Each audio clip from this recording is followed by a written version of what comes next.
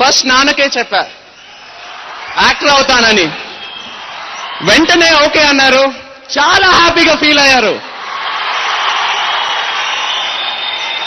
కానీ అప్పుడు అంత కేర్ ఎందుకు తీసుకున్నారో ఇప్పుడు నాకు అర్థమవుతుంది. మిమ్మల్ని అందరూ చూసిన తర్వాత this is my aim, this is my dream, this is my challenge and this is my responsibility.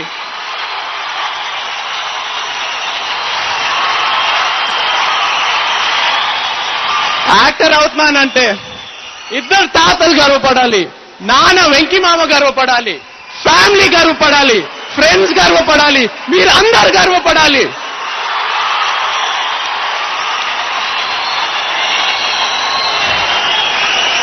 ఇప్పటి వరకు చాలా బర్త్డే సెలబ్రేట్ చేశా, కానీ ఇదే నా ఫస్ట్ బర్త్డే.